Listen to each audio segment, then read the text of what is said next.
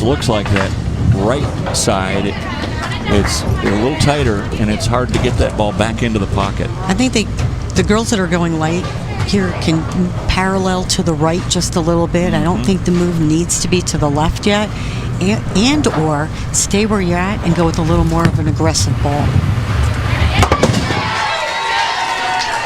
Again, it's a best-of-7 match.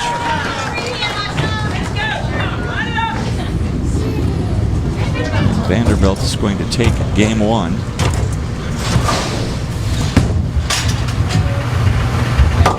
There's the spare for Dakota, but it won't matter as Vanderbilt has closed out game 1. And this is something we talked about earlier, Dave, the fill shot. We didn't see a lot of the teams do something different on the fill shot, right? The match is over, right? This game is over. That's right. To me, I would put a different ball in my hand. I would move to a different part of the lane, make some type of adjustment so that I can see what I have out there, because you know what? Again, you only get 2 shots, and you're going to be flipping lanes. So you want to have some idea of what your options are. So Vanderbilt takes game 1. They finish with a 183. And that'll be a 167 finish for Stephen F. Austin. So Vanderbilt, they take game 1 of this best-of-7 national championship final. And we'll be back with game 2 in just a moment.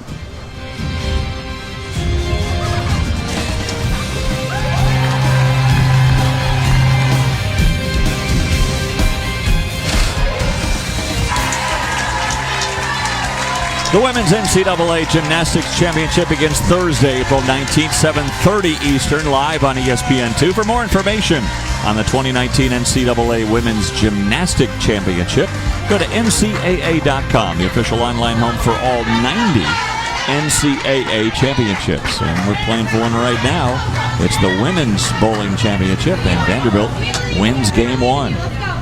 So it'll be Stephen F. Austin to lead things off in game 2, and again, Carlene Byer.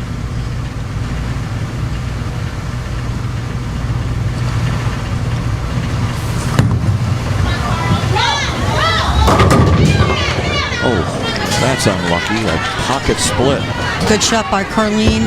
It's very interesting because while the other team is bowling on the other lane, you need to watch just a little bit to see what that lane's doing and where they're playing. She looks like she's playing both lanes the same. That lane just might be a little tighter for her. And they originate leaving the 3-pin. Emily's got the biggest advantage of everyone. Being the only lefty, she can create her own path. Yes, and she shouldn't see very much transition. Right. She's only throwing, 2 shots a game, so very little transition for her. If she can execute, she should have a very good look to the pocket. Well, you needed to get one, or would like to have gotten one there, and empty frame in the first. That's something we spoke about earlier, too, about when you're on a double and you get a 6 count, someone gets 1 instead of the 2. It really counts. So anytime you do get a split, count should always be in your mind. Right. Because you don't know. At the end, that 1 pin might make all the difference. Absolutely. And again, Stephen F. Austin now making a change in the lineup. Dakota Fakney comes in. Pretty good substitution. Excellent shot. She made a good shot on the fill shot. She left a flat 10. That one looked like she had a little bit more ball speed, a little bit more aggressive. Great shot. Dakota Fakney in her first appearance of the night, subbing for Megan Eaglehouse. And now here is Del Warner. Oh, a washout.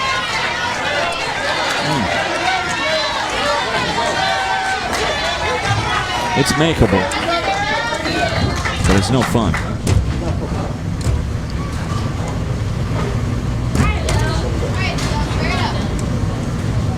Get the break if you're Vanderbilt. That first frame when they get the split on the pocket hit, and you don't take advantage of it by coming back in frame 2 with a washout. And again, pin count too. Exactly. 5 pins. Correct.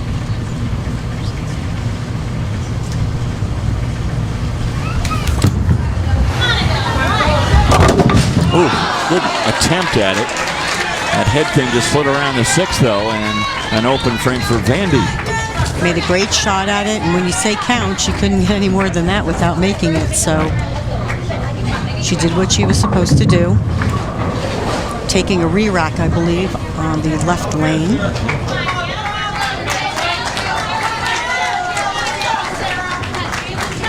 So now Sarah Gill.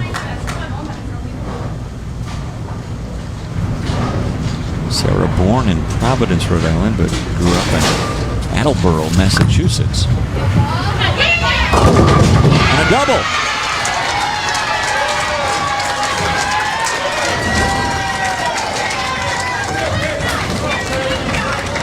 Another light hit. You'll see right here, half pocket, but blows the 7 as the last pin off the deck. I wouldn't move. I wouldn't either. Nope. Stay right there. Kristen Qua, she's been crossing over her first few shots.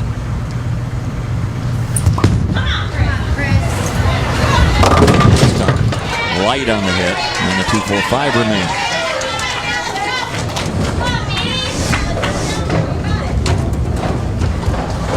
Getting the ball down to that 7-8 where we saw earlier the other team, right? Stephen F. Austin, when they got it just a little bit too far down the lane, it just wasn't reading the back end of the pattern. Need to make a little bit of a move. That's where the out of bounds is, isn't it? A little bit. Yep. Because this, again, 40-foot pattern, so you're thinking the break point should be about 9-10. Now that's just, you know, a hint. You don't know. It could be a little bit to the right of that, could be a little bit to the left of it.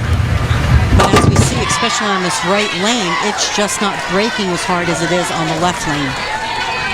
So a spare. You see there, Josie Ernest Barnes, 5-time member of Team USA and assistant coach for John Williamson, of course, a Vandy All-American. And a 2-time PWBA champion. Yeah. How about 3 in a row for the Lady Jacks?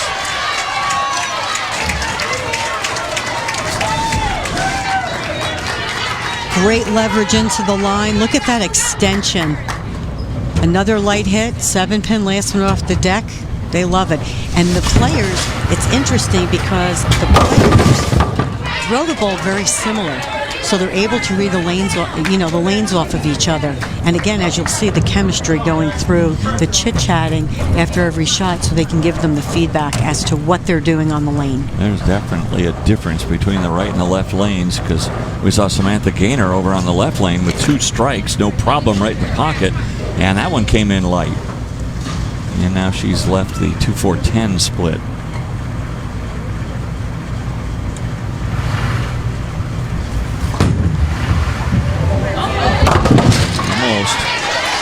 Another open frame, though, for the Commodores, and Stephen F. Austin pulling away, now leading by 38. Not even at the halfway point. I would think they're going to get together now and talk a little bit about what they're seeing on this right lane as compared to the left lane. Because Stephen F. Austin has definitely honed in on what was going on the left lane and will make some adjustments coming back to the right lane, I'm sure. So he needs to just decide what they want to do here, especially in the next couple frames. Yeah. If Stephen F. Austin continues to strike, maybe time to make a big move. Maria Balanova.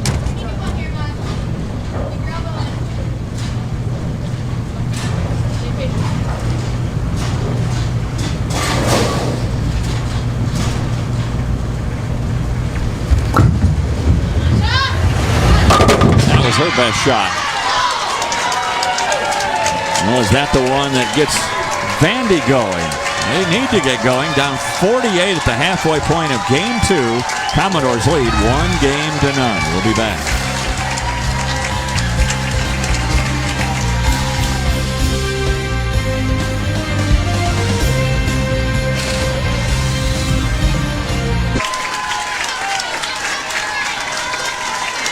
Welcome back to Row House Entertainment, formerly Freeway Lanes in Wickliffe, Ohio. We're here for the 2019 NCAA Women's Bowling Championship, and Stephen F. Austin is taking command of Game 2 after that open frame on the unlucky pocket 7-10 split in the first. They have rattled off 4 strikes in a row.